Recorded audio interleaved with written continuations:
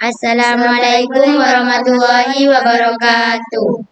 Kami dari kelompok 3 akan mempresentasikan proses seisme terhadap pengaruh kehidupan.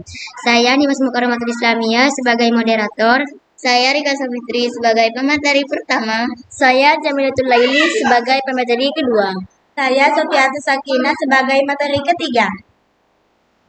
Dipersilakan untuk pemateri pertama membaca materinya. Pengertian seisme dan hubungannya dengan gempa. Seisme adalah aktivitas pelepasan energi yang menyebabkan getaran seismik. Jadi, dalam seisme terjadi getaran karena adanya tumpukan energi yang membuat lempeng benua dan lempeng samudra bergetar. Jika tumpukan energinya besar, maka energinya akan mampu menggetarkan lempeng benua dan lempeng samudra di sekitarnya yang kemudian kita kenal dengan gempa bumi. Getaran tersebut dapat berupa getaran besar dan getaran kecil yang menentukan besarnya kerusakan di bumi. Maknanya bisa disimpulkan gini, seisme itu lebih ke getarannya, sementara gempa adalah peristiwa yang benar-benar bisa kita rasakan. Cuman sebenarnya sama saja. Tapi istilah seisme lebih sering digunakan buat konteks geografi, sementara gempa bumi lebih sering digunakan dalam konteks sehari-hari. Sekarang kita bahas beberapa jenis dari gempa ya.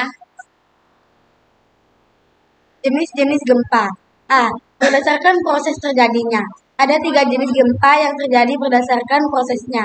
Ketiga gempa tersebut adalah gempa tektonik, gempa vulkanik, dan gempa runtuhan. 1. Gempa tektonik. Gempa tektonik adalah gempa yang terjadi karena adanya tumbukan lempeng di litosfer oleh tenaga tektonik. Tumbukan tersebut akan menghasilkan getaran yang kemudian terasa sampai ke permukaan bumi. Gimana dengan gempa vulkanik? Gempa vulkanik merupakan gempa yang terjadi karena adanya aktivitas gunung api. Karena aktivitas penyebabnya terbatas. Gempa ini hanya bisa terasa di sekitar gunung api ketika sudah menjelang letusan. Pada saat letusan dan setelah beberapa saat gempa itu terjadi. Apa bedanya dengan gempa runtuhan ya? 3. Gempa runtuhan. Gempa runtuhan juga dikenal dengan sebutan gempa longsoran. Gempa ini terjadi karena adanya daerah kosong yang runtuh di bawah lahan. Getaran yang diakibatkan oleh gempa runtuhan hanya bisa dirasakan di sekitar daerah yang runtuh.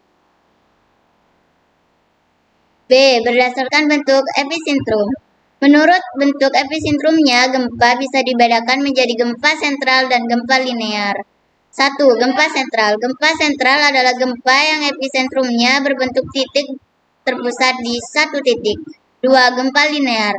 Gempa linear adalah gempa yang berbentuk epicentrumnya berupa garis. Lorem ipsum $omet. C. Berdasarkan kedalaman hipocentrum. 1. Gempa dalam. Gempa dalam memiliki kedalaman hipocentrumnya lebih dari 300 km di bawah permukaan bumi. 2. Gempa menengah. Gempa menengah memiliki kedalaman hipocentrumnya 300 km di bawah permukaan bumi. 3. Gempa dangkal. Gempa dangkal memiliki kedalaman hipocentrumnya kurang dari 60 km di bawah permukaan bumi. D. Berdasarkan jarak. Berdasarkan jaraknya, gempa dapat dibedakan menjadi gempa sangat jauh, gempa jauh, dan gempa lokal. Yang membedakan ketiga gempa ini adalah jarak epicentrumnya. Yuk simak informasinya di bawah ini. 1. Gempa sangat jauh. Gempa sangat jauh, jarak epicentrumnya lebih dari 10.000 km. 2. Gempa jauh. Gempa jauh, jarak epicentrumnya sekitar 10.000 km. 3. Gempa lokal. Gempa lokal, jarak epicentrumnya kurang dari 10.000 km.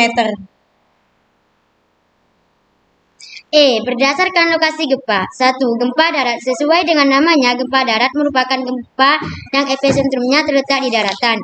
2. Gempa laut. Sedangkan epicentrum gempa laut berlokasi di dasar laut dan dapat menimbulkan tsunami. Dampak gempa. Dampak positif gempa dapat mendeteksi letak sumber minyak bumi. Mengangkat mineral tambang ke permukaan bumi, mampu mendeteksi keberadaan barang tambang tertentu. Dapat membentuk penampakan alam baru menjadi dasar perkiraan struktur perut bumi oleh para ahli.